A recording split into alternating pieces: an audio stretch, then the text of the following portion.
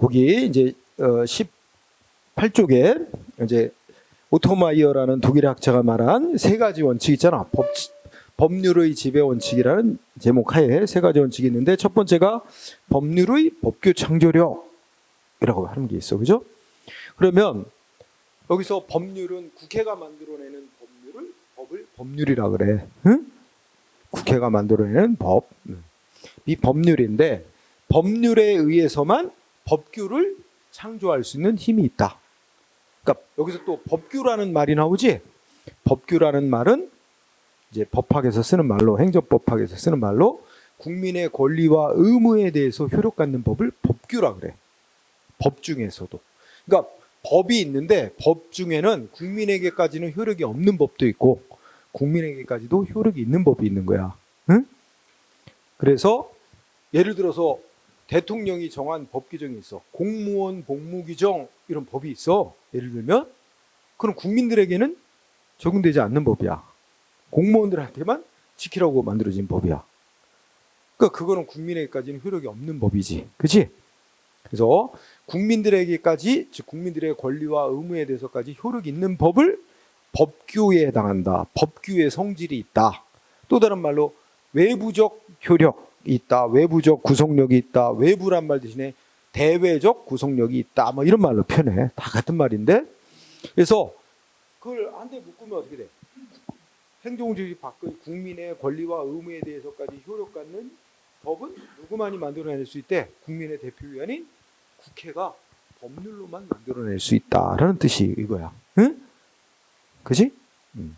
그러면 이걸 100% 적용하면 국민의 권리와 의무에 효력 갖는 법은 오로지 국민의 대표기관 국회만이 만들어낼 수 있다는 건데, 이게 이제 옛날에는 잘 지켜졌지만 시대가 흐르면서 많이 약화됐어. 국민의 권리와 의무에 효력 갖는 법, 국회가 아닌 대통령도 만들 수 있어. 우리 헌법에도 국가 비상시에 국회 법 만드는 절차 거치기는 시간이 부족할 때, 긴급하고 국가 위기 시에는 대통령이 아까 뭐야? 긴급 명령이네, 긴급 재정경제명령이네, 국민에게 효력 갖는 법을 만들 수 있다고 인정하고 있고, 더 나아가 우리 이번에 계엄령 선포되고 포고령이라는 거 있었잖아, 그지?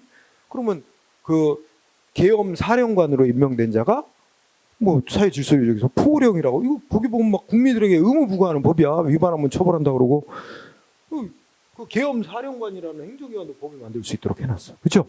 그런 게 또 인정이 되고, 그 외에 뭐 지방자치단체도 주민의 권리 의무에 효력 갖는 법, 조례라고 하는 법을 만들 수 있도록, 이렇게 이제 많이 국회만이 아니라 다른 기관도 국민의 효력 갖는 법 만들 수 있도록 많이 인정이 되니까 이 원칙은 오늘날 많이 무시가 되고 있어. 무시라기보다는 거의 그렇게 언급을 굳이 할 필요가 없을 정도로 완화됐어. 그래서 그냥 그 의미 정도만, 응? 알아두면 돼. 1번 정도만. 그러면 아까 우리 행정기본법도 두 가지만 써놨었지? 법률의 유보 원칙하고 법률의 우위 원칙하고, 그지? 그럼 법률의 우위를 보면 뜻이 뭐야? 법률의 우위, 오른쪽 가서 법률의 우위는 최종 뜻이 뭐라고? 행정작용은 법률에 위반되면 안 된다는 거. 법률에 위반되면 안 된다 이거야. 국회가 만들어내는 법률은 행정기관의 의사보다 우위에 있는 거기 때문에 행정기관은 그 법률에 위반되면 안 된다. 뜻이 그거지? 동그라미 1번. 응? 그래서 두 번째 줄에 행정권은 법률에 모순되거나 저촉되는 행위를 할 수 없다. 응? 법률에 위반되면 안 된다. 그죠? 자, 동그라미 니은 번. 이거는 첫째 끝에 뭐라고? 소극적 의미의 법률적 합성을 의미한다. 소극적 의미라는 말은 이미 정해져 있는 법에 위반하지만 않으면 된다는 의미. 이미 있는 법에 위반만 않으면 된다는 의미에서 소극적 의미라고 그래. 그래서 법률 적합성이라는 말은 법에 맞게끔 하는 거잖아. 그래서 이제 있는 법에 위반만 안 하면 이 원칙은 충족된 거다라는 의미로 소극적 의미. 응? 속정의 법률 적합성. 이미 있는 법에 위반만 안 하면 된다. 자, 그 다음에 동그라미 2번으로 봐. 법률의 우위 원칙에서 옛날에 오토마이어가 처음에 주장할 때는 여기서 말하는 법률은 국회가 만들어낸 법률에 위반하면 안 된다. 여기서 출발을 했어. 근데 점점 법의 종류가 늘어나면서 행정기관이 위반해야 될 법에는 국회가 만들어낸 법률만 위반 안 하면 되는 게 아니야. 위반하지 말아야 될 법의 종류가 많이 늘어났어요. 응? 그래서 이제는 국민들에게 효력 갖는 법은 다 위반하면 안 된다. 라는 의미로 확대된 거야. 그래서 여기 이 법률의 우위 원칙에서 말하는 법률의 의미는 변화가 됐어. 오늘날 더 넓어졌어. 그래서 어떻게 됐어? 동그라미. 여기서 말하는 법률의 우위에서 말하는 법률에는 국회가 만든 법을 형식적 의미의 법률이라고 그래. 국회가 만들어낸 법을 그것만 위반하면 안 된다는 게 아니라 우리 대통령이 만든 법, 대통령령, 국무총리령, 장관이 만든 부령 같은 이런 거를 이제 행정기관이 만든 법을 명령이라고 그래. 근데 앞에 법규자를 붙이지. 행정기관이 만든 법 중에서 국민에게 가지고 효력이 있는 법을 법규명령이라고 해. 그러니까 행정기관이 만든 법 중에서 국민에게까지 효력이 있는 법 이것도 위반하면 안 된다. 응? 그래서 조례, 지방자치단체는 조례 등 이 성문의 법, 국민에게 효력 갖는 성문의 법규 위반하면 안 될 뿐만 아니라 뭐야 이게 관습법, 뭐 일반 법원칙 같은 불문의 법도 국민에게까지 효력 있는 법 다 위반하면 안 되는 법 속에 포함되는 거야. 그러니까 넓은 의미의 법에 위반하면 안 된다는 말이 듭니다. 응? 그래서 여기 두 번째 끝에 성문의 법규와 불문법도 포함 이게 중요한 말입니다. 응? 넓게 위반하면 안 되는 법. 특히 불문법도 위반하면 안 돼요. 응? 그리고 3번 적용 범위는 어떨까? 여러분 행정작용이 법에 위반되게 해도 괜찮은 영역이 있을 수 있나? 법에 위반되면 다 위법이거든. 법에 위반되게 해서는 돼도 되는 작용은 있을 수가 없어. 따라서 자 여기 적용 범위 동그라미 1번 뭐야? 응? 모든 행정작용, 모든 행정 영역에 예외 없이 적용. 국민한테 명령 강제하든 비강제적인 조치를 하든 국민한테 불이익을 주는 조치든 이익을 주는 조치든 관계없이 어떤 작용도 법에 위반되게 하면 안 돼. 그러니까 이거는 법률 우위 원칙은 위반되게 해서 해도 된다. 허용되는 영역이 없습니다. 응? 더 나아가 우리가 행정작용 방식은 행정법이 정한 행정법에 따라서 해야 되는 것뿐만 아니라 경우에 따라 어떤 경우도 있어. 민법이 정한 사법상의 형식으로 행해지는 경우도 있다 그랬어. 그렇지? 그러니까 국가가 필요 없는 물건을 필요 없는 땅이 있다. 이거 살 사람 했고 내놓고 계약 맺고 팔아.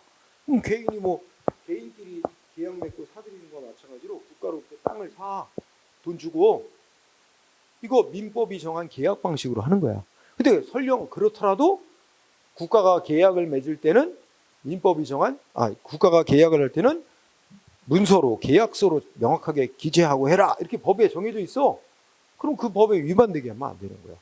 사법, 민법 등이 정한 방식으로 행정활동을 할 때도 당연히 법에 위반되는 작용은 안 돼. 그래서 그거 무효라고 판결 내려. 응? 분명히 법에서 국가가 계약 맺을 때는 문서로 하라고 돼 있는데 그거 안 하면 위법이다. 그래서 디귿번에 뭐라고 돼 있어? 디귿번 읽어봐. 국가나 지방자치단체하고 사이는 우리가 이제 민간 개인이나 민간 단체라고 생각해봐. 민간 개인.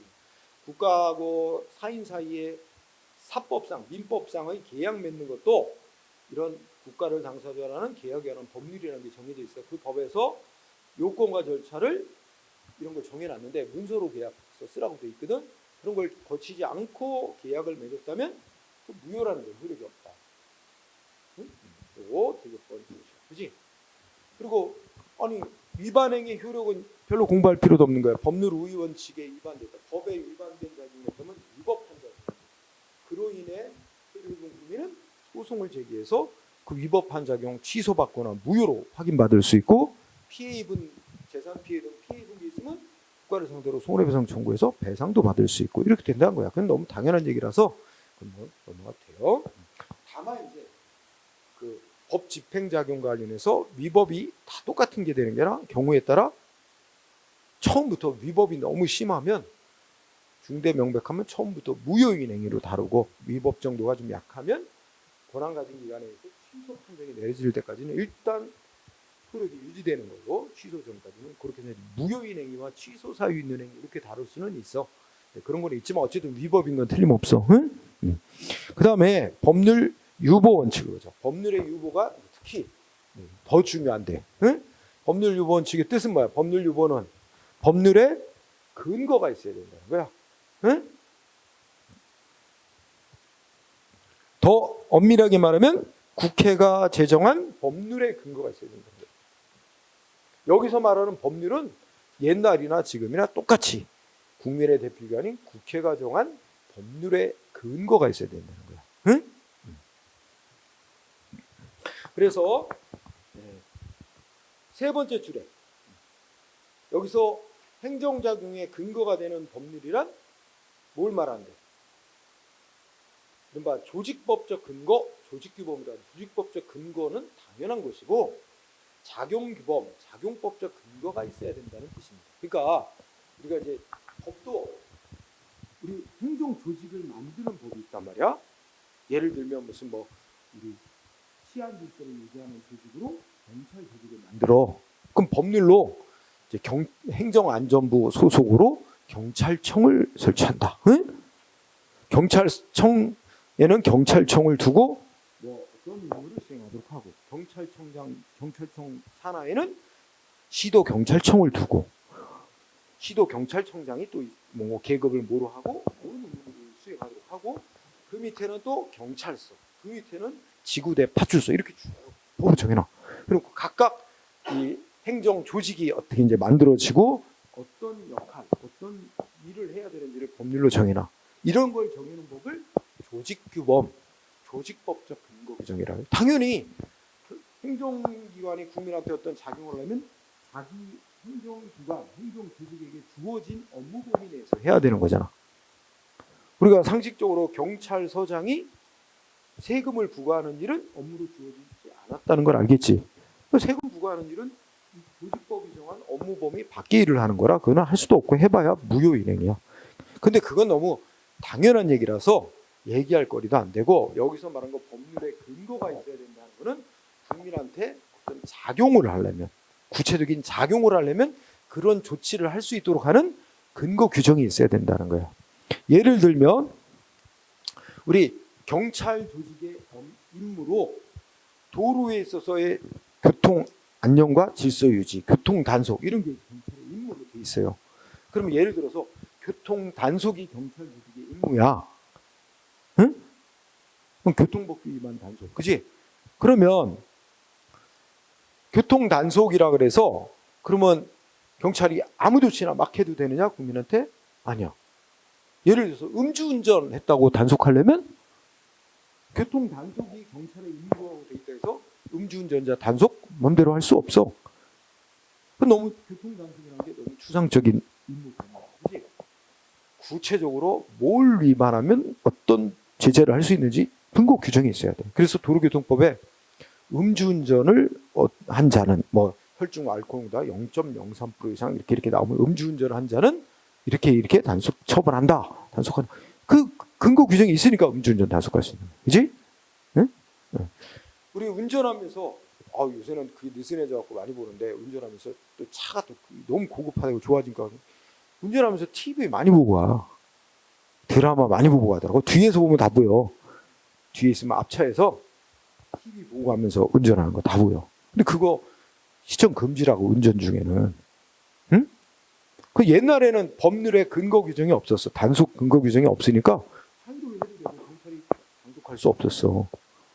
교통 단속이 경찰의 임무로 돼 있어도 구체적으로 그 DMB라고 그러지. 그 TV 운전하면서 TV 시청하는 거 그거 단속 못했어요. 그걸 단속할 수 있도록 하는 근거가 없었기 때문에. 그러나 어떻게 돼? 지금은 옛날에 그것 때문에 대형 사고가 났거든.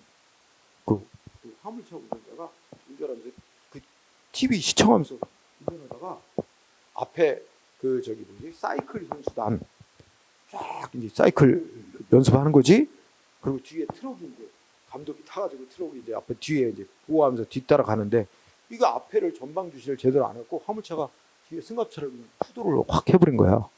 그러니까 그 승합차가 앞으로 가면서 그냥 그 사이클 선수들 다 덮쳐가지고 많이 죽고 다쳤다고. 그러면서 이제 그게 여론이 크게 나왔고, 그래서 도로교통법에 운전 중에 DMP 시청, 응? 이게 TV 시청하면 단속. 그래서 범칙금이 6만 원인가 그래. 6만 원 걸리면 6만 원 물고 운전면허 벌점 15점. 뭐 이런 그런 게 있어. 많은 데서 이제 단속할 수 있는 거야. 그러니까 단순히 경찰 조직의 임무다, 도로교통의 안전과 질서의 교통단속의 임무라는 것만 갖고는 구체적인 어떤 위반 행위에 대해서 단속을 못하는 거예요. 구체적인 위반 행위에 대해서 어떤 조치를 할 수 있는지, 뭘 위반한 거에 대해서 무슨 조치를 할 수 있는지 근거 규정이 작용을 할 수 있는 근거 규정이 따로 있어야 돼. 자, 어쨌든 핵심 여기서 법률의 근거가 있어야 되는 건 무슨 법적 근거가 있어야 된다는 거다? 작용법적 근거. 작용을 할 수 있는 근거 규정이 있어야 된다는 거야. 응? 그게 포인트야. 그리고 니은번 여기서 법률 유보 원칙은 끝에 뭐야? 2번에 적극적 의미에서의 법률적 합성을 말한대. 적극적 의미. 응? 그러니까 이 법률의 근거를 두고 하라는 거는 국민한테 어떤 작용을 해야 될 어떤 합리적인 이유가 있다. 그러면 법률에 의해서 그런 조치를 하도록 허용하는 근거 규정이 있어야 된다.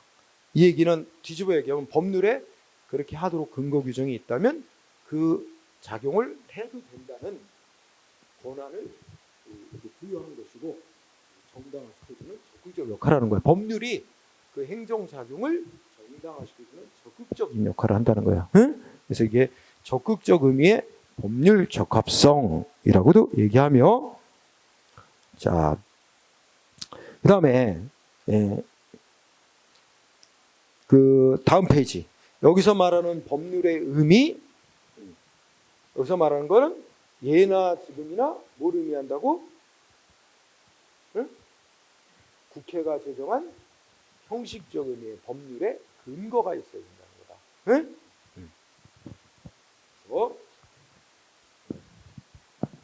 일본 기업법 매우 중요한 거야.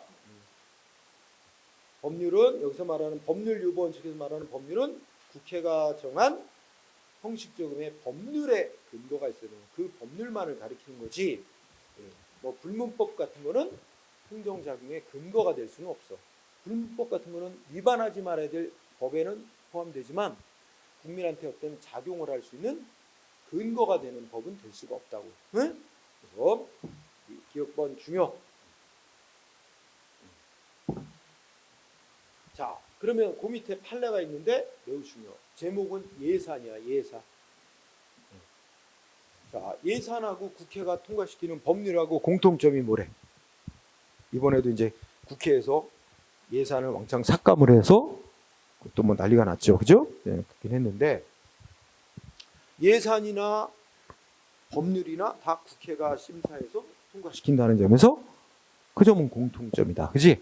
근데 차이점은 뭐래? 국회가 법률을 통과시켜서 만약에 대통령이 공포하면 그 법률은 모든 국가기관, 국회 자기 자신도 자기가 통과시킨 법률 지켜야 됩니다. 법률은 국가기관도 지켜야 되고 구속하고 국민도 구속한대. 그치? 양쪽 다 따라야 되는 거야, 법률. 그죠? 근데 예산은 어떻대?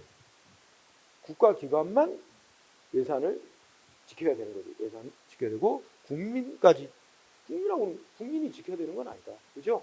그러니까 국민까지 구속하는 힘은 없지, 예산은. 응? 그러면 예산은 국민한테 효력받는 법이야, 아니야? 설령 법이라고 한다 해도 예산을, 국회가 통과시킨 예산을 어디에 얼마 쓰고 어디에 얼마 쓰고 있는지 정해준 거잖아. 그거 법이라고 법의 성격을 갖는다고 치더라도 그건 국민에게까지 지키도록, 국민을 지키도록 구속하는 힘은 없는 거다. 국가기관만을 구속할 때. 그러면 여기서 예산은 국민도 국민에게까지 구속력 갖는 법규에 해당하지 않아. 그러니까 행정작용을 할 때 근거로 삼아야 될 법률에는 안 속하는 거야. 즉 국민에게 효력받는 법이 아니기 때문에. 그래서 끝에 이걸 조금 분석하면 예산은 법률 유보 원칙에서 말하는 즉 행정적용의 근거로서의 법률에는 포함되지 된다. 응? 요거 알아둬야 되고요. 자, 적용 범위. 자, 아까 법률 우위 원칙은 적용 안 되는 행정 영역이 없다 그랬지? 어떠한 행정 작용도 다 법률에 위반되면 작용하면 안 되지. 근데 법률 유보 원칙, 즉 법률에 근거가 있어야만 할 수 있는 작용은 모든 행정 영역, 모든 작용은 아니라까지는 아니라고 봅니다. 응? 나름대로 행정부도 나름대로의 고유한 자기의 권한 영역이 있기 때문에 반드시 국회가 정한 법률에 근거가 있어야만 하도록 한다면 행정부는 완전히 국회의 하위에 놓이게 돼서 그럼 권력분리, 상권분리 원칙이 어긋난다고 보는 거야. 그러니까 행정부도 나름대로 법률에 근거 안 두고 알아서 정하고 알아서 할 수 있는 영역이 있다고 보는 거야. 응? 그렇다면 이제 아까 우리 행정기본법은 뭐라고 했어? 세 가지를 얘기하고 있어. 행정기본법에 국민의 권리를 제한하거나 의무를 부과하거나 그 밖에 국민 생활에 중요한 영향을 주는 작용은 법률에 근거해야 된다. 이렇게 돼 있었어. 그래서 거기도 보면 국민의 권리 제한, 의무 부과, 국민 생활에 중요한 영향을 주는 작용 이렇게 돼 있어요. 그러니까 모든 행정작용이 아니란 말이야. 응? 자, 그래서 결론적으로 얘기하면 적용 영역은 어떻게 돼? 응? 기역번, 견해 대립이 있으나 뭐야? 일정한 행정 영역에까지만 적용된다. 응? 일정한 영역까지만 적용된다. 그 영역이 어디까지인지는 견해 대립이 있으나 저도 모든 행정 영역에 다 법률의 근거가 있어야만 할 수 있는 건 아니라고 봅니다.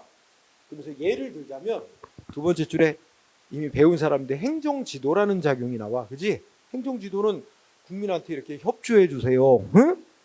협조 요청하는 거야. 그죠? 이건 강제로 의무 부과하는 거 아니거든? 그러니까 이런 거는 법률에 근거 없어도 할 수 있다고 본다. 응? 국민에게 의무를 부과하거나 권리를 제한하는 건 아니고 따르고 안 따를지는 상대방의 의사에 맡기는 거거든. 그지? 그래서 이렇게 비강제적으로 하는 작용은 법률에 근거 없이 해도 된다고 보는데 의견이 일치돼 있어요. 그래서 니은번은 아까 한 얘기 나온다.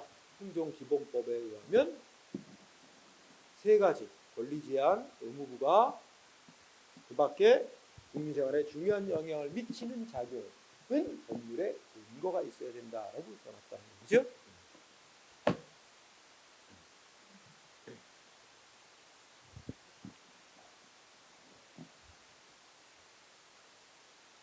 그리고 또 행정기본법도 추가로 보면 그 둘, 넷, 다섯째 이렇게 보면 결격사유 있지? 뭐 허가받을 수 없는 결격사유. 여러분들 뭐 공무원 될 수 없는 결격사유 이런 건 반드시 뭐로 정해야 된대? 법률로 정해놔야 된다 하고 돼 있어요. 응? 결격사유는 자, 위반하면 법률에 근거가 있어야 할 수 있는 작용을 법률에 근거 안 두고 했다. 국민한테 권리 제한하고 의무 부과하는데 법률에 근거를 두지 않고 그럼 당연히 위법. 응? 위법이면 뭐 소송할 수 있고 청구해서 받을 수 있고 이건 똑같으니까 별건 없고. 네. 자, 그렇다면 이제 판례 시험에 이제 중요한 겁니다. 이 판례가 나옵니다. 자, 1번 매우 중요합니다. 1번 판례 핵심 밑줄 친 데가 핵심입니다. 셋째 줄부터 읽어봐. 오늘날의 법률 유보 원칙이란 단순히 어떤 행정작용이 법률에 근거를 두기만 하면 충분하다는 뜻이 아닙니다. 응? 네, 국가 공동체와 국가라는 공동체와 그 구성원인 국민에게 응? 기본적이고도 중요한 의미를 갖는 영역, 특히 국민의 기본권 실현에 관련된 영역에 있어서는 행정에 알아서 하라고 맡길 것이 아니라 국민의 대표자인 입법자, 즉 국회 스스로가 그 본질적 사항, 국민의 기본권 실현과 관련된 본질적 사항에 대해서 직접 결정을 내려놔야 된다. 정해놔야 된다는 요구, 즉 이런 그 기본권 실현과 대한 본질적인 사항은 꼭 국회가 법률로 정해놔야만 한다는 것을 의회 유보 원칙이라고 그래요. 의회 유보 원칙이라고까지 얘기를 하면서 그것까지 내포 포함된 의미이다. 단순히 법률로 정해놓기만 하면 된다는 게 아니라 국민의 기본권 실현 관련된 중요한 영역은 그 본질적인 사항은 꼭 국회가 정해놔야 한다. 라는 것까지 내포하고 있다. 알아두고요. 2번도 어떻게 돼? 읽어보자. 국민의 헌법상 기본권 및 기본적인 의무와 관련된 중요한 사항 내지 본질적인 내용에 관한 그런 정책 형성 기능만큼은 입법부인 국회가 담당하여 법률의 형식으로 정해야지 행정부나 사법부에게 야 니네가 알아서 정하고 해. 넘기면 안 된다. 네 임하면 안 된다. 응? 그러면서 그 정하려고 하는 대상이 뭔가 국민의 기본권을 제한하거나 이러는 대상이 국민의 기본권과 중요한 관련성이 기본권적인 중요성을 가지면 가질수록 그리고 그에 관한 공개 토론의 필요성 내지 상충하는 이익간의 조정과 필요성이 크면 클수록 그만큼 국민의 대표인 국회가 법률로 정해야 될 필요성 그리고 국회가 또 중요한 거는 꼭 세밀한 것까지 법률로 정해야 되는 밀도의 요구 정도는 그만큼 더 증대된다. 응? 이거 다 시험에 쓰이는 겁니다. 자, 또 그 밑에 국민의 기본권을 제한할 때 법률 요구 원칙의 의미. 응? 국민의 기본권을 제한하려면 헌법 37조 2항에 의하면 법률에 의해 필요한 경우에 법률로 제한하게 돼 있어요. 그럼 여기서 국민의 기본권을 제한할 때 법률로 하게 돼 있는데 1번 법률 요구 원칙은 법률에 의한 규율을 뜻하는 게 아니에요. 의한이 아니에요. 법률에 의한 규율만을 뜻하면 국회가 정한 법률에 의해서만 국민의 기본권을 제한할 수 있다는 말이 되는 거야. 국회가 정한 법률에 의해서만 국민의 기본권을 제한할 수 있다는 게 아니라 법률에 근거해서 제한할 수 있다. 의한이 아니라 근거하는 거야. 법률의 근거. 따라서 국민의 기본권을 제한하려면 법률에 근거를 두고 행해져야 된다는 걸 의미하는 거지. 법률에 의해서만 할 수 있다는 걸 의미하는 건 아니다. 따라서 두 번째 줄 국민의 기본권 제한하는 형식이 반드시 법률의 형식에 의해서만 제한할 수 있다는 걸 그럴 필요는 없고 법률의 근거를 두면서 그러니까 국회가 법률에 의해서 대통령한테 뭐뭐 세부사항 정해라 하고 위임을 했어.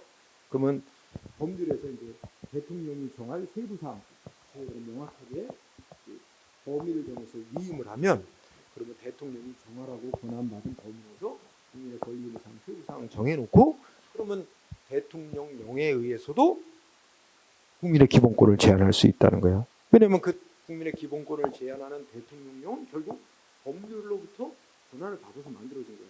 그러니까 법률에 근거를 둔 게 되는 거야. 그렇지?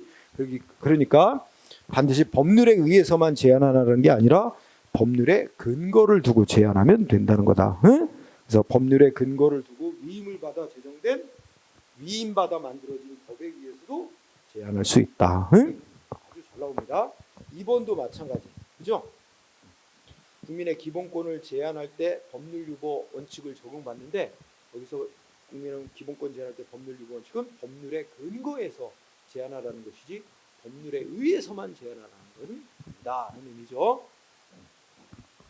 그러면 이제 구체적으로 법률 유보 원칙에 위반됐다라고 인정되고 그러니까 여기서 나오는 거는 이거 국민의 권리나 의무의 중요한 사항인데 그럼 국회가 법률에 정해놓고 그의 근거에서 행정을 해야 될 건데 법률에 근거를 두지 않고 했기 때문에 위법이라고 판결한 사례들이야. 그래서 첫 번째로 나온 게 뭐야?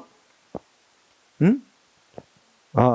음주운전했다고 개인 택시 면허 취소하는 조치, 그지? 근데 여기 보면 음주운전했다고 개인 택시 면허 취소하려면 법률에 어느 때 취소하게 규정돼 있대? 자, 개인 택시 면허 받아서 이제 영업하는 자가 있는데 음주운전했어? 그러면 음주운전했다고 이 사람의 운전면허가 먼저 취소되고 경찰에 의해서 운전면허가 취소되고 운전면허가 취소되면 시도지사가 개인 택시 면허 냈던 걸 다시 취소하게 돼 있지. 그러니까 중간에 뭐가 있어야 돼? 경찰에 의한 운전면허 취소가 돼야 개인 택시 면허 취소하게끔 돼 있단 말이야. 그렇지? 법률은 그렇게 정해놨잖아. 그런데 어떤 개인 택시 면허자가 음주운전으로 적발됐는데 그 사람 운전면허가 아직 취소가 안 됐는데 시도지사가 음주운전했다고 바로 개인 택시 면허 취소했다면 개인 택시 면허가 법률에 근거를 두지 않고 취소한 게 돼서 위법하다라는 판결이지. 응? 자, 가끔 나오고요. 2번 살수차. 우리 쉬운 말로 하면 살수차가 뭐야? 일상용어로 많이 쓰이는 말. 물대포. 물대포야. 살수가 물 뿌리는 차잖아. 물대포. 그지? 물대포를 엄청난 압력으로 사람 향해 쏘면 죽을 수 있죠? 이미 사망 사건도 생겼지? 그죠? 그래서 이 경찰이 뭐 집회 시위 대응하느라고 불법 집회 시위 대응하느라고 물대포를 쓰는데 이거는 국민의 생명 신체에 중대한 위험을 초래할 수 있는 장비란 말이야. 그러니까 어떻게 돼? 법률에 사용 요건 절차, 기준 이런 걸 법률에 명확히 정해놓고 그에 따라 행해야 될 법률 유보 원칙이 적용돼야 될 그런 작용이다 이거지. 그런데 법률에 그런 거 하나도 안 정해져 있는데 경찰청장이 멋대로 규정 만들었어. 경찰청장이 뭐뭐 지침 만들어갖고 그 살수차에다가 그 물대포 쏠 때 그 물에다가 막 최루에 그 막 맞으면 막 눈 따갑고 막 최력을 막 쏟아갖고 혼합해서 막 쏠 수 있게 해놓은 거야. 그지? 이거 잘못됐다는 거예요. 이런 법률에 아무런 근거도 없이 행정기관인 경찰청장이 멋대로 지침으로 멋대로 규정 만들어서 물대포를 마음대로 사용할 수 있도록 한 거. 이거 위법. 그죠? 이 물대포 최고 수압은 어느 정도? 막 이런 거 다 기준 법률로 정해돼. 최고 수압. 응? 너무 높은 압력으로 쏘면 맞으면 그냥 즉사할 수도 있어요. 머리 맞으면. 응?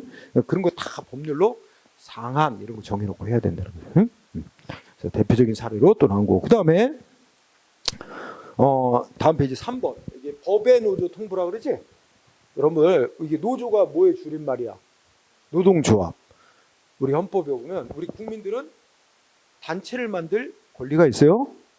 단체를 만들 권리. 이거를 우리가 이제 뭐라 그러지? 그 결사의 자유라고 그래. 단체를 만들고. 왜냐면 개개인들은 목소리가 약하고 힘이 약하니까 단체를 만들 수 있는 자유가 있어요. 권리. 그 중에서도 단체 중에서도 노동조합은 특별히 헌법에서 더 특별히 보호받아요. 노동조합을 만들고 만들어진 노동조합은 회사 측하고 협상할 권리. 협상이 결렬되면 뭐 적법한 절차를 밟아 요건 맞으면 적법하게 파업할 권리 보장이 돼 있어요. 응?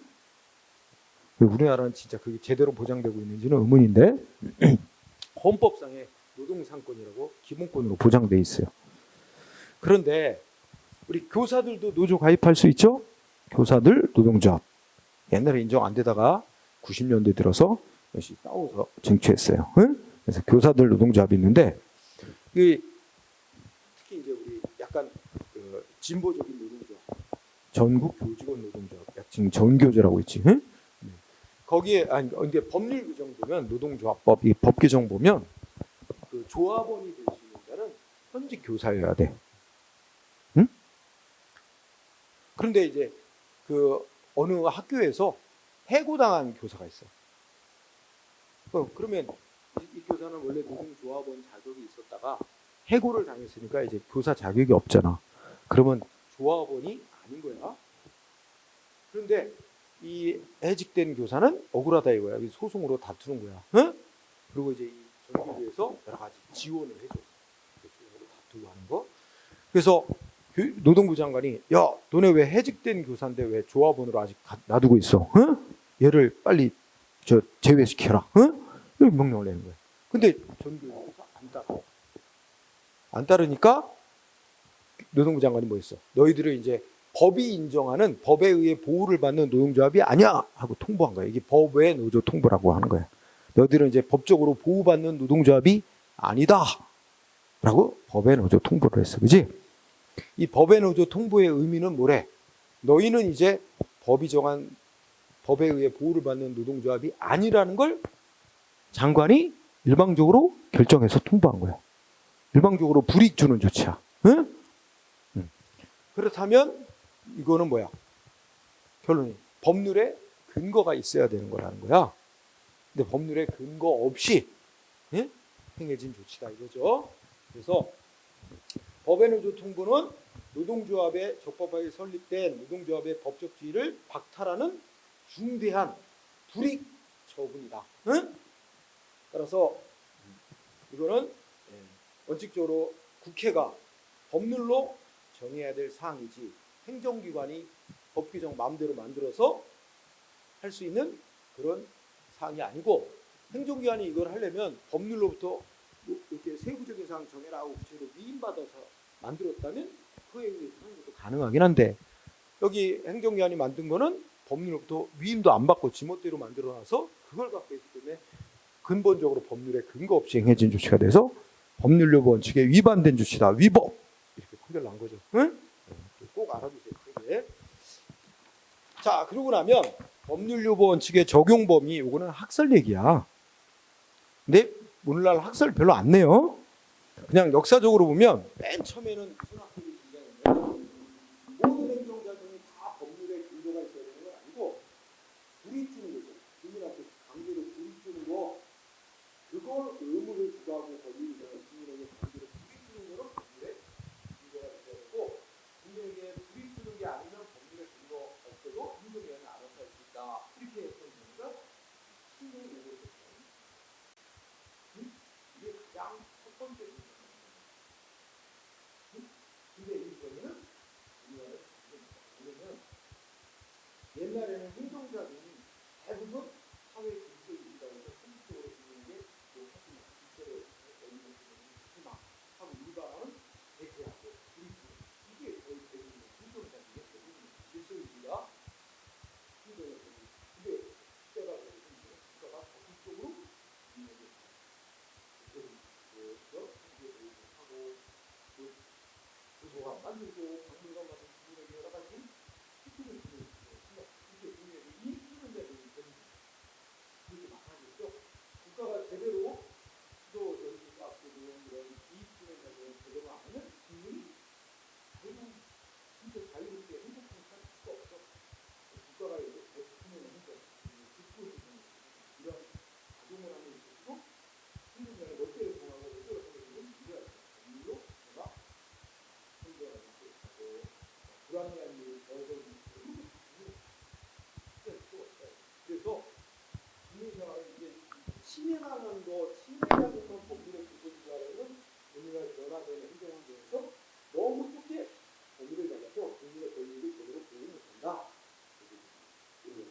그 대신에 이런 의미도 있어요. 옛날이나 오늘날 이건 최소 분모다. 침해하는 자는 반드시 법률에 근거가 있는 건 그건 당연한 거. 응? 오늘날은 더 응? 나오고 있는 거죠. 그래서 이제 두 번째 견해는 급부행정 유보설. 그래서 여기서 이제 침해뿐만 아니라 국민에게 이익 주는 작용도 국민 생활에 중요한 작용, 국민의 기본적인 생활, 예를 생계 보조금을 준다든지 이런 것들은 공평하게 지급되도록 법률로 명확히 근거를 정해놓고 하게 할 필요가 있다. 그래서 좀 더 확장시킨 거, 그렇지? 그리고 더 나아가 세 번째 견해는 나아갔다기보다는 두 번째 견해는 권력행정유보설이 있었지. 이거는 이제 국가가 우월한 힘을 가지고 강제로 하는 작용은 다 법률에 근거 있어야 된다. 그러니까 침해뿐만 아니라 이익 주는 것도 법률에 근거 있어야 된다. 강제로 하는 거면, 그렇지? 국가가 우월적 힘을 가지고 하는 건 다 법률에 근거 있어야 된다. 세 번째 견해는 급부행정유보설. 이렇게 나가고 있지. 좀 더 넓어지고 가장 넓게 보는 게 뭐야? 전부유보설. 응? 뭐 국민한테 이익 주는 거냐, 불이익 주는 거냐, 아니면 강제하는 거냐, 강제 아닌 거냐, 이런 거 따지지 말고 모든 행정작용은 다 법률에 근거가 있어야만 할 수 있는 거로 봐야 된다는 견해가 전부유보설이었어. 근데 전부유보설도 지지하기 어려워. 이렇게 되면은 상권분리 원칙 위반이라고 볼 수 있어. 행정부가 완전히 입법부에 종속돼 버려. 응? 권력분리 원칙 위반이 될 수 있어. 그래서 지지를 못 받아. 그래서 이제 이런 서로 저런 설이 있었는데 오늘날의 지배적인 견해는 맨 마지막 무슨 설? 요거는 꼭 알아둬야 돼. 중요사항 요보설. 응? 또는 본질적 사항이라서 본질사항 요보설, 본질성설 이렇게도 얘기해. 독일의 연방헌법재판소가 이제 밝힌 입장으로서 여기 뭐래? 아까 국민의 기본, 헌법이 보장하는 국민의 기본권, 그지? 기본권과 관련된 사항이 중요한 사항이다. 응? 국민의 기본권과 관련된 사항은 꼭 국회가 법률로 정해야 되며, 응? 그게 기본권과 관련된 사항도 중요도에 따라 매우 중요한 거, 덜 중요한 거 이렇게 또 나눌 수 있대. 중요 사항도 두 단계로 나눠질 때 매우 중요한 거, 덜 중요한 거. 중요 사항도 매우 중요한 건 그건 직접 국회가 정해 놔야 돼. 그건 행정기관에게 정하라고 넘겨줘서는 안 될 사항이 있어. 덜 중요한 건 국회가 대강 정하고 세부 사항은 행정기관에게 정해라 할 수도 있는 사항이고. 응? 그래서 이 견해의 특징은 국민의 기본권 관련된 중요한 사항, 본질적인 사항은 국회가 정해야 돼. 그 중에서도 본질적이고 매우 중요한 사항은 국회가 꼭 세부 사항까지 직접 정해야 된다. 그거는 행정기관에게 정하라고 넘기면 안 된다. 위임하면 안 된다. 이것까지 얘기해. 그래서 이 학설의 특징은 뭐까지 얘기한대? 국회가 법률로 정해야 할 사항이 있다는 것뿐만 아니라 국회가 법률로 정해야 되는 정도에도 차이가 있대. 그거를 규율 밀도라고 표현하고 있어. 국회가 법률로 정해야 되는 정도에도 중요도에 따라 차이가 난다. 응?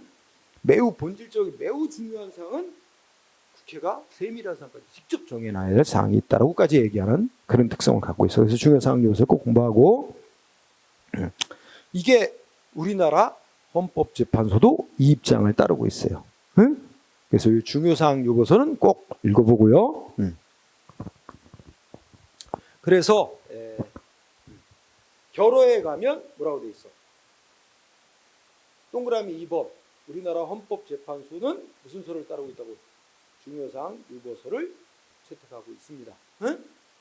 그리고 그 밑에 우리 행정기본법도 다시 한번 아까 뭐였어? 국민의 권리를 제한하거나 의무를 부과하거나 그 밖에 국민 생활에 중요한 영향을 미치는 사항이라고 해서 중요한 사항이에요. 그죠? 그래서 그거는 일종의 연료에 있어요. 뭐가 그렇게 중요한 사항이냐? 이거는 딱 잘라 말할 수는 없는 거고 시대에 따라 바뀔 수도 있고 그건 이제 상황 보고 판단할 수밖에 없다라는 입장이죠. 그게 오히려 장점이라는 거야. 딱 고정되지 않고 개방하는 거. 그게 단점이자 장점이라는 거예요. 응? 어쨌든 그래서 그러면 이 입장에 따라 그 밑에 우리 판결이 나오죠. 이게 매우 중요한 거야. 자, 중요하고 본질적 사항이라고 본 사례 1번 아주 자주 나오는 건 아닌데 토지초과이득세법상의 기준시가라고 제목 다른 판례가 있죠. 자, 여러분들 지금은 없어진 법이야. 옛날에 토지초과이득세법이라고 노태우 정부 때 있었어. 그러면 노태우 정부가 언제쯤이야? 88년부터 5년간 그러니까 80년대 후반부터 90년대 초반까지예요. 그 당시에는 지금은 막 아파트 투기잖아. 극심을 보였어요. 땅 사놓으면 막 땅값 막 올라. 그리고 기업들도 어떻게 돼? 개인들도 마찬가지고. 돈 있으면 다 땅 사나. 뭐 물건 잘 만들어서 팔아갖고 이윤을 올릴 생각보다는 돈만 나오면 땅 사놓는 거야. 그러면 별 노력 없이 잘만 사놓으면 그냥 땅값 올라. 땅 투기가 너무 성행을 했어. 그래서 정부에서 이걸 방지하고자 자 땅을 갖고 있는데 일반적인 경우에 정상적인 땅값 상승보다 많이 올랐다. 그러면 세금을 땅값 올린 거에 대해 세금을 왕창 물려. 땅을 아직 팔지도 않았어. 근데 이제 100원 주고 땅을 샀는데 200원으로 땅값이 올랐다. 그지? 그러면 정상적으로는 보통 땅값이 한 20원 올라서 120원이 되는데 여기는 200원 올랐어. 그러면 80원만큼 이득이 더 많이 생겼어. 정상적인 일반적인 경우보다. 그 80만 원은 후발적으로 못 해서 그에 대해서 세금을 엄청 물렸어요. 그 토지 초과 이득세법. 근데 이게 말이 많았어요.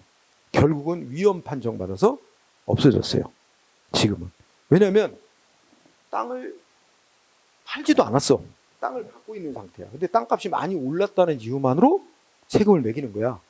그러면 반대로 얘기해보자. 지금은 내가 땅을 갖고 있는데 땅을 왕창 땅값이 올랐다가 내년에 폭락했어. 내가 원래 100원짜리 땅을 100원 주고 샀는데 80원으로 떨어졌어. 그러면 뺏어갔던 세금 돌려줄 거야? 아니잖아. 그치?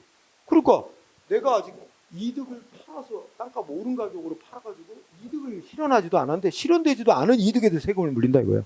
그래서 결국은 위헌, 무효 판정받아서 지금은 없어졌는데 위헌, 무효 판정받아 없어지기 전에 뭐가 문제였냐면 이때 여기 보면 그 땅값 올랐을 때 그 세금을 무겁게 물리는 그 땅 얼만큼 땅값 올랐을 때 세금을 무겁게 물리는지 그 땅값의 기준이 있지?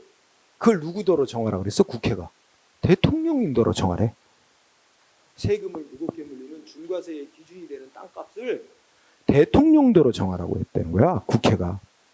그러면 어떻게 되는 거야? 국민의 세금 내야 될 의무를 행정기관인 대통령이 정하게 되는 결과를 가져오는 거야. 국회가 정해야 될 건데. 그래서 법률로 직접 정해야 될 사항을 국회가 직접 안정하고 대통령인 행정기관에게 위임을 한 거 잘못됐다는 거야. 응? 그래서 법률 원칙 위반 이렇게 판시된 거고요. 시험에 제일 많이 나오는 게 2번입니다. 2번. 텔레비전 방송 수신료. 그죠? 그래서 수신료는 이제 시청료죠. 시청료. 네. 그래서 여러분들은 어떻게 시청료 지금 어떻게 따로따로 고지서 나와요? 원래 윤석열 대통령 때 대통령령 바꿔갖고 정기요금 고지서하고 시청료 고지서하고 따로 하도록 바꿔놨어요. 근데 그게 여러 가지 절차상 어려움이 있어서 본격 시행은 안 되나 봐. 법은 바뀌었어요. 지금 잠시 보류하고 있는지. 어쨌든 그 텔레비전 시청료가 있어요. 2,500원이에요. 텔레비전 시청료. 그죠? 그래서 네. 텔레비전 시청료는 원래 거기 뭐하고 관련이 있대요?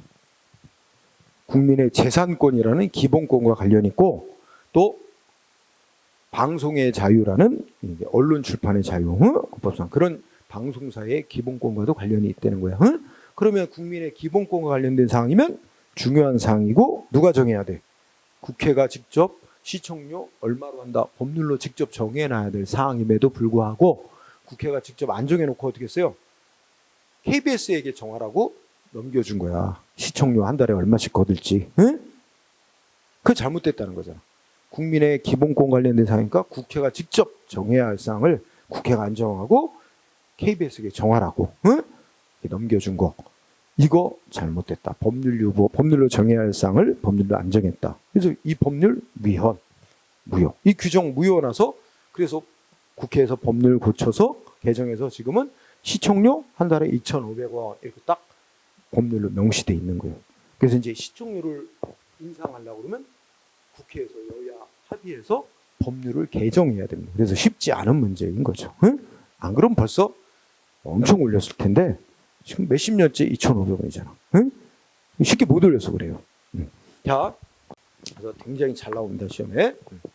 근데 시청료도 이것도 역사가 지금 이 판례하고 직접 상관없지만 시청료를 원래 KBS에서 부과했어요. KBS 한국방송공사 KBS가 부과했어요. 원래 징수도 하고. 그래서 인터넷 세상이 되기 전에는 다 지로용지로 다 집집마다 지로용지로 보내고 사람들이 은행 가서 납부했어요. 응? 그리고 안 내는 집은 KBS에서 고용한 징수원들이 집집마다 다니면서 받고 영수증 발급해주고 이렇게 했어요. 그러다가 그게 언제냐? 1980년대예요. 전두환 정권 때. 그랬는데 맨날 뭐야? 9시 땡 하면 맨날 전두환 얘기만 나와. 첫 뉴스가 맨날 전두환 각하가 뭐였다. 그래서 땡전 뉴스라는 말이 유행했어요. 그때. 그러면서 시청료 납부 거부 운동이 일어났어요. 응? 근데 시청료 납부 안 하면 어떻게 돼? 3개월 정도 납부 안 하면 이제 강제 징수 들어와요. 재산 압류해가지고 경매로 팔아서 이제 환수할 수, 징수할 수 있도록 돼 있는데 법은 근데 2,500원 안 낸다고 그죠? 압류? 경매? 곤란하겠지? 쉽지 않아요 그거. 근데 그게 한두 집이야? 막 계속 늘어나는데 쉽지 않은 일이에요. 걷잡을 수 없는 일이야. 그러니까 여기 정권에 누구 머리에서 나왔는지 이거 시청료 징수하는 거를 KBS가 하지 말고 저기다 넘겨주래. 한국전기전력공사, 한전에다가 권한을 넘겨주면 그래서 전기요금하고 시청료 같이 내도록 하면 안 낼 방법이 없다. 응? 시청료만 안 내고 전기요금만 낸다 그러면 수납을 안 받아주면 되는 거다. 이렇게 해가지고 그렇게 규정을 바꾼 거야. 대통령령으로 바꿔서 한전에다가 징수하도록. 그래가지고 그게 해서 이제 지금까지 계속 온 거야. 그래서 사람들이 잘 모르잖아. 시청률을 내는 것도 잘 모르지. 본인이 내본 적이 없는 사람은 잘 몰라요. 정기요금 고지서에 밑에 써 있어. 시청률 2,500원 써 있어요. 합산해서 내는 거야. 근데 또 윤석열 대통령, 윤석열 정부 들어와서 뭐 그동안에 KBS가 굉장히 무슨 뭐 정치 편향적이었다. 응? 뭐 좌파 뭐 했다. 뭐 이래가지고 KBS를 뭔가 압박하는 차원에서 대통령령을 바꾼 거야. KBS가 이제 시청료로 움직이는 데 아니야. 이걸 분리해요. 그래서 한전은 정규금만 고지해서 받고 시청료는 한전이 보내더라도 고지서를 따로 따로. 그러면 많은 사람들이 시청료를 안 내려고 돼요. 아, 우리 집 텔레비전 보지도 않는다. 응? 뭐 어쨌든 핑계를 내고 어쨌든 안 낸다고. 근데 한 집이 안 낸다 해서 그게 맨날 독촉장이나 보내지 누가 안 내려. 쉬운 일이 아니란 말이야. 그러니까 그런 틈새를 해서 안 내는 사람들이. 그러면 KBS가 타격이 커요. 시청료가 안 거치니까. 이걸 노리고 또 이게 약간, 응? 그래서 또 바꾸기 쉬운 게 대통령령이야. 대통령 맘만 먹으면 바꿀 수 있는 거야. 그렇게 바꿔서 이제 했는데 아직은 본격적으로 실시는 안 되고 있어. 그래서 우리 집도 우리 아파트도 그렇게 이제 구분해서 이제 고지한다고 돼 있었는데 아직 한 번도 그렇게 안 나왔어. 아직은 통합 고지가 되고 있어. 분리하도록 돼 있었는데 모르지 이제 또 뭐, 예? 따로 나와요. 그러니까 따로 나온 데 있고 같이 나온 데 있고 아직은 막 혼선이 있는 거야 지금. 응? 내요? 따로 나오면 꼬박꼬박 내기도 하지만 안 내는 사람 되게 많아. 벌써 인하백이 많아서 KBS 타격을 많이 받고 있어요. 그런 정권의 어떤 이 욕심에 따라서 그렇게 막 쉽게 막 바꿔버리는 거예요. 문제가 있죠. 응? 어쨌든 그런 역사가 있습니다. 시청률. 자, 그 다음에 3번은 가볍게 읽고 병은 군인이죠.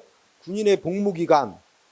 지금 현재 우리 군 복무기간은 육군 사병을 기준으로 하면 1년 6개월입니다. 18개월. 그죠?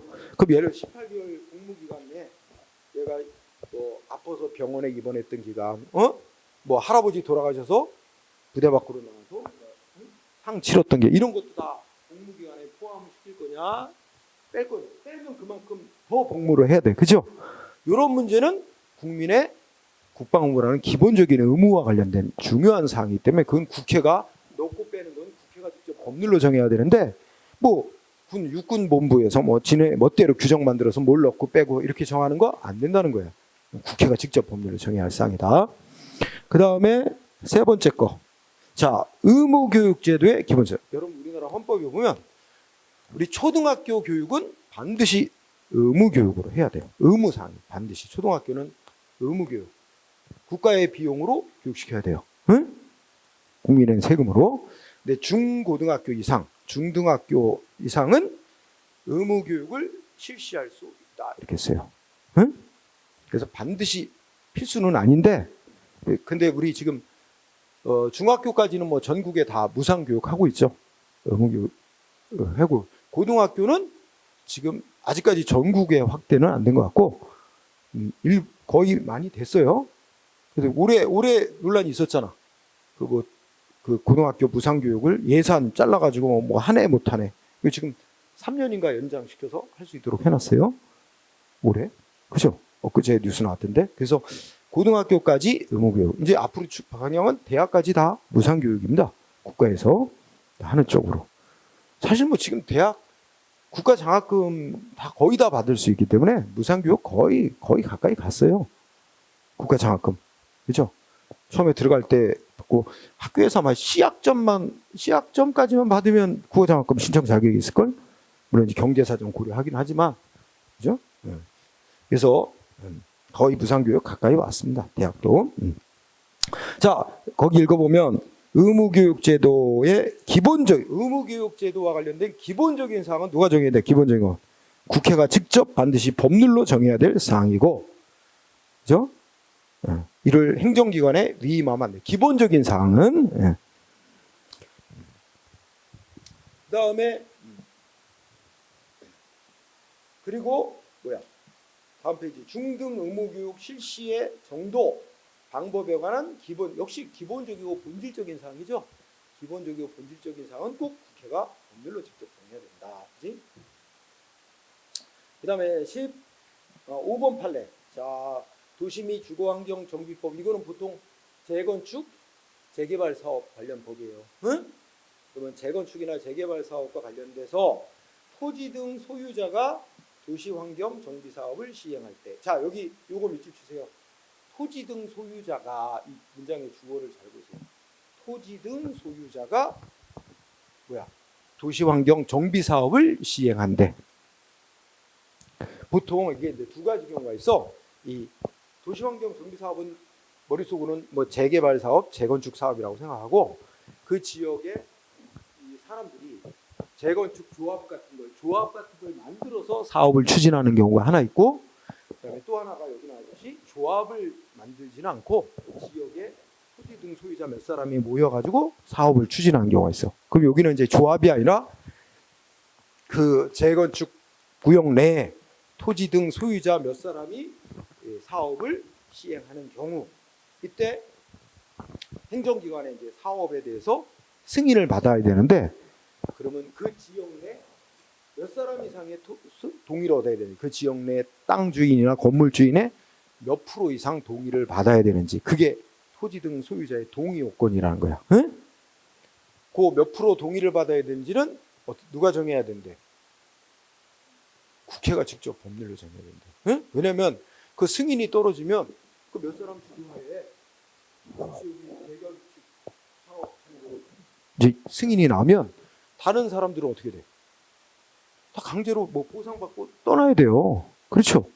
그 사람들은 강제로 자기 떠나고 싶지 않은데 다 자기 땅과 건물 내놓고 떠나야 되잖아. 물론 다 비용이야 보상을 받지만, 그죠? 떠나기 싫은데 떠나야 되는 입장이 되잖아. 그러니까 이제 그런 건 꼭 국회가 뭐 예를 들어서 그 구역 내 토지나 건물 소유자 뭐 70% 이상 동의를 얻어야 된다, 이런 거 법률로 꼭 직접 정해야 할 사항이다. 응? 그 다음에 6번. 우리 인천시의원 같이 지방의 의원에 대해서 유급 보좌 인력을 두는 거. 응? 그러니까 이 국회의원하고 비교해 보면, 국회의원은 나라에서 월급 주는 보좌관을 3명 정도가 둘 수 있어요. 자기 저 국회의원 업무하는 거 도울 보좌관을 자기가 월급 주고 채용하는 게 아니라 자기가 채용을 하되 월급은 국가가 줘. 그런데 인천시의원 같이 지방의회 의원은 좀 의원으로서의 어떤 업무를 제대로 하려고 그러면 혼자 힘으로 벅차니까 뭐 보좌관을 두고 싶은데 자기 돈으로 줘야 돼. 한계가 있잖아. 그지? 그래서 이거 인천시가 월급 주는 그런 보좌관 도입할 수 있도록 해달라. 이래가지고 아마 시의회에서 통과시켰나 봐, 조례를. 그지? 그 시가 월급 주는 그런 보좌관을 둘 수 있도록 뭐 한 명이나 이렇게. 그랬더니 이거 법률로 정해야 할 사항인데 지방자치단체 조례로 멋대로 정했다. 위법 무효가 된 거야. 그래서 제목 달고, 이는 뭐래? 응? 지방의회 의원의 신분이나 지위, 그 처우에 관한 법령상의 제도에 중대한 변경을 가져오는 것이기 때문에 이런 개별 지방의회가 멋대로 조례로 정할 사항이 못 된다. 응? 이거는 국회가 법률로 직접 정해야 될 사항이다. 응? 그렇습니다. 이것도 잘 나오고요. 7번은 제목 봅시다. 우리가 세금 중에 자기가 스스로 신고하고 세금을 납부해야 될 그런 사항이 있고, 국가가 일방적으로 세금 부과하는 거 있고, 이렇게 있습니다. 그죠? 예를 들면 내가 1년 동안 벌어진 소득에 대해서 나 1년 동안 얼마의 소득을 얻었고, 그래서 법에 따라 이렇게 계산하니까 얼마의 세금을 내야 되게 됩니다. 그래서 자기가 세금 매출액과 소득과 세금액을 신고하고 납부하는 이런 제도 있어요. 응? 그러면 그거죠. 여기서 보면 납세자가 신고할 의무, 신고 의무 이행에 필요한 기본적인 사항과 신고 의무를 이행 안 했을 때 납세 의무자에 있게 될 불이익 같은 거, 이거 직접 법률로 정해놔야 된다. 응? 이거고요.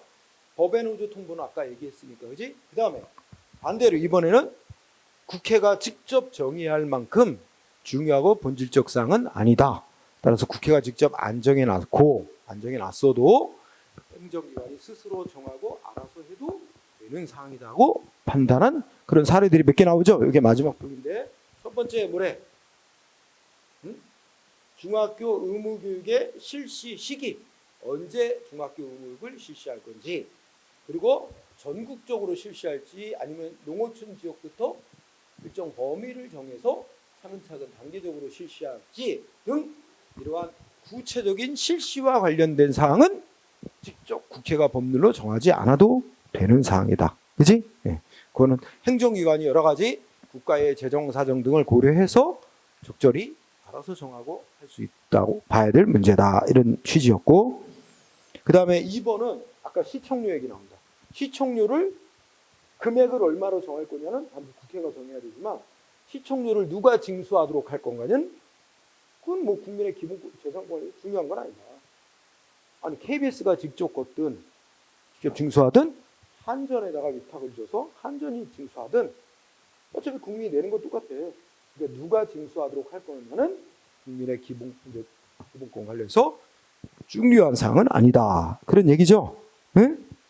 그래서 밑에 밑줄 국민의 기본권 제한에 관한 본질적 사항이 아니기 때문에 시청료를 한전에다가 징수 권한을 넘겨주고 하는 것은 법률에 근거 없어도 행정기관이 알아서 할 문제다.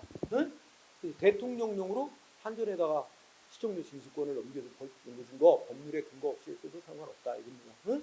그 다음에 3번 각 우리나라 국가유공자 단체의 각 단체마다 뭐 대의원이라고 있겠지? 각 국가유공자 단체 대의원을 어떻게 선출할지 몇 명으로 하고 선출 방법은 어떻게 할지는 각 단체의 내부에 관한 사항으로서 응? 이거는 각 단체가 스스로 알아서 정하도록 하는 게 바람직한 문제. 그러니까 각 일종의 그렇죠. 각 두 번째 줄 각 단체의 구성과 운영에 관한 사항으로서 국민의 권리 의무 형성에 관한 사항이라든지 국가의 통치 조직과 작용에 관한 기본적인 본질적 사항에 속하는 건 아니다. 따라서 법률 유보 원칙이 지켜져야 될 영역이라고 할 수는 없다. 그러니까 각 단체가 알아서 규정으로 각 단체의 규정을 정관이라고 부르는데 정관으로 알아서 정하는 문제다. 응? 그 다음에 네 번째 아까 재건축 재개발 사업 같은 거 할 때 누가 한대 여기는 조합이 재건축 조합 같은 조합이 만들어져서 사업을 추진하는 거예요. 이때는 그 구역 내 토지 소유자 몇 프로나 동의를 얻어야 되는가는 그거는 꼭 국회가 직접 법률로 안 정해도 되는 문제래. 응? 그럼 각 조합이 정관으로 알아서 정하고 해도 되는 문제. 왜냐하면 이 조합이 만들어질 때부터 어떻게 돼? 재건축 조합이 만들어지려면 행정위원회 승인을 받아야 되거든. 재건축 조합이 설립됐는데 재건축 조합 설립 요건 중에 하나가 구역 내 토지 소유자의 뭐 75% 이상 동의를 얻어야 돼. 그러니까 이미 거기서 구역 내 대다수 토지 소유자의 동의를 얻었기 때문에 굳이 또 저 사업 계획에 대해서 승인 받는 데 있어서는 그걸 또 법률로 요건을 정할 필요까지는 없고 각 정관으로 단체의 정관으로 정해도 된다. 그래서 아까 거랑 비교하면 조합이 사업 추진하는 경우하고 조합을 안 만들고 그 지역의 토지 소유자 몇 사람이 사업을 추진한 경우 좀 다르게 봤다는 거죠. 응? 그 다음에 4번 중요하고 그 다음에 5번, 6번은 뭐 특별히 안 봐도 괜찮아. 5번, 6번은